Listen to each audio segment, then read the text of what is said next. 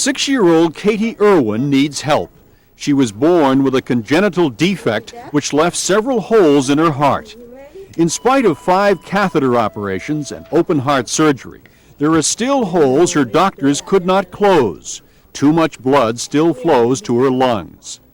If the problem is not corrected now, her life may be in peril by the time she reaches her teens. Katie and her parents have come from Pittsburgh to Children's Hospital in Boston with the hope of prolonging her life. The doctors felt that to go in and repair that area surgically would be a great risk for Caitlin. We were referred up here by the cardiologist at Children's Hospital in Pittsburgh, and they have procedures up at Boston Children's that they're not doing in Pittsburgh, and that's how we came to come up here. An attempt will be made to close the holes in Katie's heart by threading a catheter tube up one of her veins to the inside of her heart. Small umbrella-like patches will be advanced through the tube, opened up and left in place over the holes, hopefully plugging them permanently. It is a pioneering procedure that has only been attempted about 100 times worldwide, all but 10 of them performed here at Children's Hospital in Boston. Dr. James Locke will use the technique to try and patch up Katie Irwin's heart. Dr. Locke is not only good at it, he invented it. In her case, she has 2 holes. We're going to need to try and close both. And it's obviously our job not just to make her heart a little bit better, but to make it the best it can possibly be, in which case we need to try and close both holes. I think the major problem that we have here is that your eyelashes are too long. We're going to have to do something about that, don't you think? You want to leave them short. The Irwins could not have come to a better place. Children's Hospital is the largest pediatric medical center in America and is recognized worldwide as one of the best. It houses the largest and most comprehensive pediatric research center in the world. It is a renowned teaching hospital, attracting promising young physicians who come here to learn from professionals who are among the best in their fields. For many young patients, Children's Hospital represents their last and best hope. Children's Hospital is a complex and multifaceted institution where work is often done at the frontiers of medical science. Modern cardiac surgery was ushered in here. The poliovirus was first successfully cultured here. There was pioneering work done in organ transplantation. Yet for all its remarkable achievements, the mission of Children's Hospital remains quite simple: to take care of sick kids. Can we move Malika out of the crack? Somehow babies all go to the crack. Oh, I'm sorry, sweetie. Dr. Lewis First is a pediatrician and the director of a large primary care program at Children's. Children's Hospital is a big place. It's got scientists, it's got physicians, nurses that make this place function. But if you ask, who is this hospital for? Is it for the doctors? Is it for the nurses? Is it for ancillary personnel or laboratory investigators? No. Children's Hospital is for the patients and their families. The whole building and the whole structure of this institution have been designed to maximize the quality of care and the comforts for families. An institution as large as this can often be cold and impersonal. But there is a feeling at Children's Hospital born from a noble cause and kept alive by people who care about the work they do. People like nurse Melissa O'Connor, who takes care of kids struggling with bone marrow transplants. When I first came here, it was extremely depressing. I mean, a lot of our patients died. It was horrendous, and it was hard to stay in, and now it's so much better. It's incredible. I can look 10 years from now and think, if this has happened in the past 10 years, what can happen in the next 10? And in nursing, you're sort of right in the middle of it all. You're smack in the middle. And you really do have a lot of power, I think, to change things. Tick, tick, tick. Can you stick out your tongue at me? I know you can. Can you stick it out big? Nah. Sounds corny, I know, but it's probably like the best job in the whole world, because you get to meet so many nice people, so many nice kids. You actually feel like you're doing something for society. When I'm old and gray, I can say, oh, you know, I really made an impact on some people and some children's lives.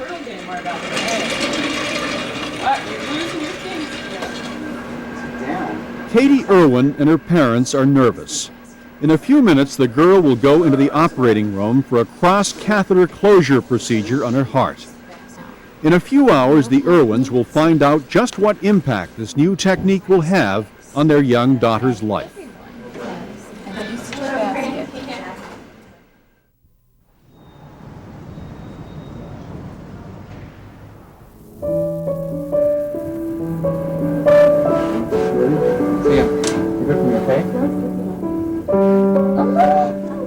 Little Katie Irwin is already a veteran of the operating room, but her past experience does little to reduce her risk today.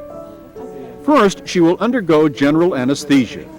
Then, Dr. Locke will thread a thin catheter tube up into the inside of her heart, which is only about the size of a lime, and attempt to plug up the holes using small, expandable umbrella patches.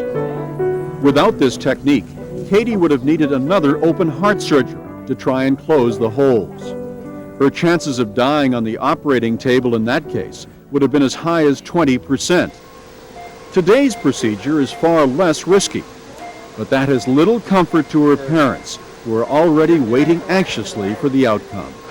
I think one of the things we learned when she had open heart surgery is no matter how well prepared you are, there are always new things that can come up, something else that can happen, another emergency, another change in plan. You always have that in the back of your mind, like, will something new come up? Will something else come up? So you are anxious. And it's Murphy's Law at its finest. I mean, you have to almost prepare yourself emotionally to deal with them coming out and saying, we wanted to do this, we couldn't. Or we hoped to do this, we had to do this. So you almost kind of play different scenarios in your head while you're sitting there thinking that it's going to help you out. It never does. When you look at it in the big picture, you know it has to be done, and it's your job as a parent. You have to do it. I mean, it's just part of the job.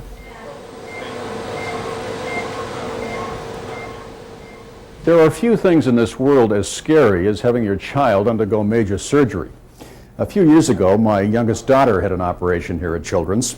I remember being as nervous as I've ever been during those few hours she was in the operating room. The surgery was a success, and like every parent who's ever brought a child here for treatment, I'll never forget the skill, the warmth, and the caring of the people who make Children's such a special place. Heroism is a routine occurrence at Children's Hospital, but sadly, so is tremendous loss. Not every story here has a happy ending. 31 years ago, Jack Stewart brought his 6-year-old son John here because the boy was dizzy and nauseous. It was discovered that the child had a cancerous brain tumor. In spite of the doctor's best efforts, John died 8 days later. Now, every Wednesday night, Jack returns to Children's as a volunteer, giving something back to the hospital that tried so hard to save his son's life. Like every parent, when your child gets sick, it's a feeling of terror. And I remember that feeling, and I waited till about 20 years before I decided to come back here and do some volunteering time and maybe use those feelings that I had at that time to interact with some of the parents here, because I really do know what they're going through, some of them.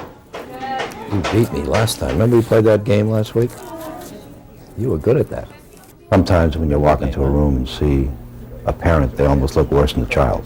They haven't slept, and I see that terror in their eyes that I saw in my own eyes when I went through what I went through. And I remember how we felt, my wife and I, and how that feeling of loss was. And so I'm trying to give my son's life some meaning by being here and being able to help out other people in more or less his name. Oh, can I help you do it? No. Come on. This is for kids. Come on. Well, I'm a kid. No, you ain't. I'm not a kid? What am I? You going to tell me? Parent. I'm a parent. This is true. I just see some brave children. They go through some things that, my God, I don't know if I could ever go through it. They very rarely complain. They very rarely complain about any pain. They make us, make you feel when you have a headache or a toothache or something, you're complaining. These kids go through so much without a whimper. Children's is a place where I think there's miracles here happen every day. There's some sad things happen here, but there's also some great things happening here. That's it, huh? That's it. Come on, Christine.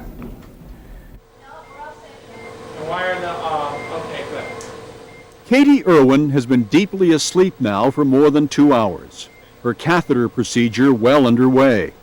But there is some unwelcome news. Dr. Locke has discovered there are more holes in the walls of her small heart than had previously been known. If he is unable to cover enough of them to impede the excess flow of blood to her lungs, her life will be threatened. She would slowly but surely become more and more unable to walk and run. And after probably somewhere between 5 and 10 years from now, she would be incapacitated and would need a transplant. This is going to be very hard. Dr. Locke and his team have successfully blocked one of the holes in Katie's heart and are attempting to attach a second umbrella patch over another. It is a delicate and tricky procedure. Her future will be determined in large part by what happens here today. The doctor can only cover so many holes before the risks for his young patient become too great. Time is critical.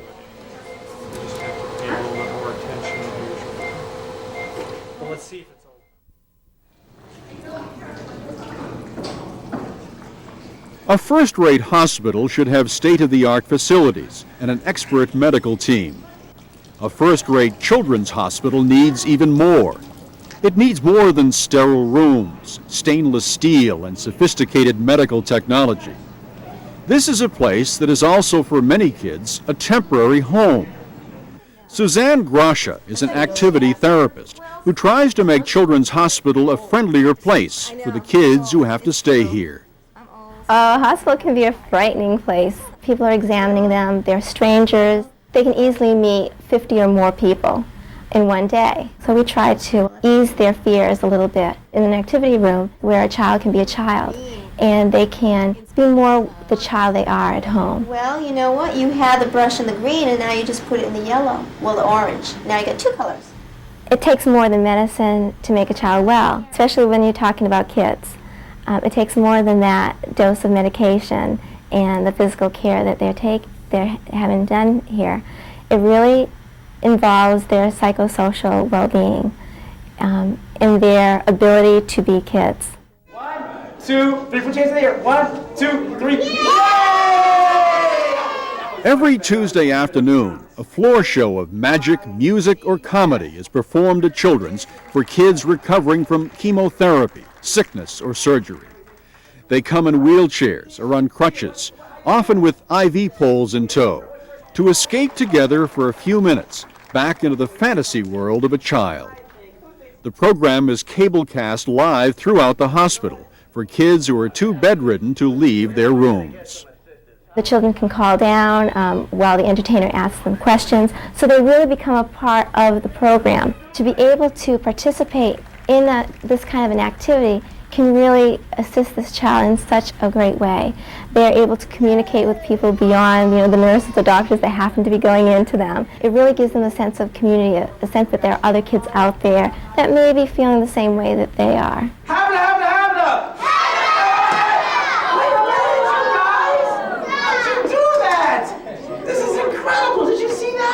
Give my assistants a round of applause, these guys! 5.5 hours after it was begun, the cross-catheter closure procedure on Katie Irwin is nearly over. Dr. Locke was able to cover 3 holes in her heart and cut off more than half of the excess blood flow to her lungs. But Katie is not cured. There are more holes he could not patch today without undue risk. She will need to return in a few months with the hope that Dr. Locke will be able to finish the job. It is a mixed outcome, but one that is still filled with promise. We closed 3 holes. I think she probably has 5. And I think we closed her 3 biggest holes. They went fine. The procedures went fine. She did very well. She didn't turn a hair. They'll probably wake her up, and you'll probably get to see her in about an hour. She should be able to go home tomorrow. There's no Tomorrow? Yeah, I think so. I think so. Incredible. Well, maybe she misbehaves. Maybe Thursday. For Dr. Luck, attempting to save a child's life is a routine experience. He is not alone at Children's Hospital. More than an institution of pioneering research and medical miracles, this is a place about people, sick children, and those who work to make them well.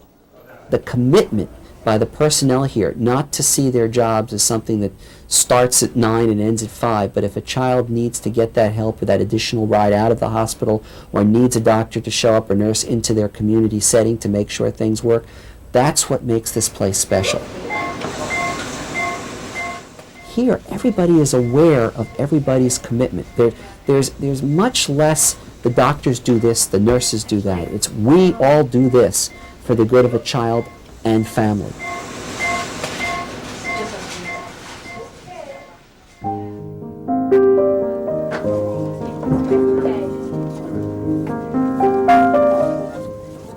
Just 24 hours after Katie Irwin was wheeled out of the operating room, she is up and ready to go home.